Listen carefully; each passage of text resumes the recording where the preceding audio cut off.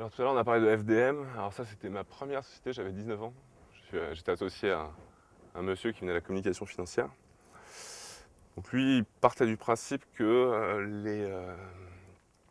les sociétés cotées devaient offrir une information complètement transparente aux actionnaires individuels versus les investisseurs qui étaient beaucoup plus proches. Et du coup on a lancé une plateforme qui s'appelait Gestion Action, dont le but était de pouvoir d'un côté trouver des entreprises, de l'autre côté des individuels, des particuliers qui souhaitaient investir, pour pouvoir échanger de l'information. Donc un genre de boursorama, mais plus centré sur le transfert d'informations depuis les sociétés vers les particuliers. Du coup, pour que ça plaise, parce que c'était les sociétés qui payaient, donc pour que ça plaise, il fallait des actionnaires individuels d'un côté, et pour que ça plaise aux actionnaires individuels, il fallait trouver des sociétés. Donc on a commencé un petit peu à faire nos roadshows, on a joué sur, pas mon réseau à l'époque, mais son réseau à lui. On a trouvé un client, 2 clients, 3 clients qui ont voulu participer dans cette aventure.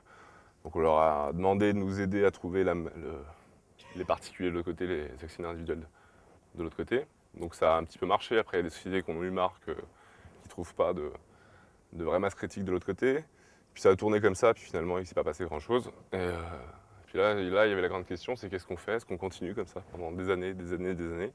Finalement, pour ne peut-être pas trouver le point où il y a la masse critique suffisante d'actionnaires individuels d'un côté pour que les clients institutionnels de l'autre puissent venir tout seuls. Et du coup, finalement, en allant voir toutes ces sociétés, on s'est rendu compte qu'elles n'étaient pas du tout équipées. C'est-à-dire que le département de la communication financière, donc toutes ces personnes qui sont en charge de la gestion enfin pas l'introduction en bourse, mais de l'après-introduction en bourse pour tous les échanges avec les actionnaires individuels et les institutionnels. Ils n'étaient pas du tout équipés, donc c'était tout le temps ces grosses entreprises avec beaucoup d'inertie. Et finalement, on a pivoté notre produit, donc on a transformé notre produit on est parti d'une plateforme qui était quelque part un site internet qui reliait d'un côté les actionnaires individuels aux sociétés cotées.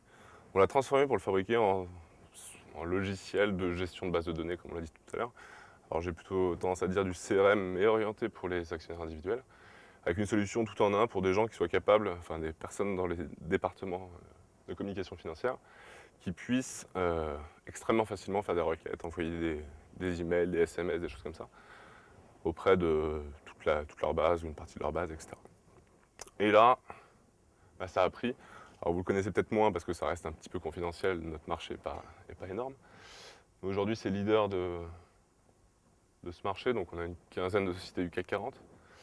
Et voilà, c'est-à-dire qu'on a répondu à leurs besoins qu'on a découvert finalement en lançant notre produit qui n'a pas marché au départ. On a pivoté comme ça vers ce produit. Et voilà, ça c'était vraiment un acte fort parce que c'est-à-dire qu'il fallait oublier notre vision de départ, il fallait oublier notre envie de changer le monde tel qu'on l'avait conçu. Et on s'est réorienté vers du produit plus B2B.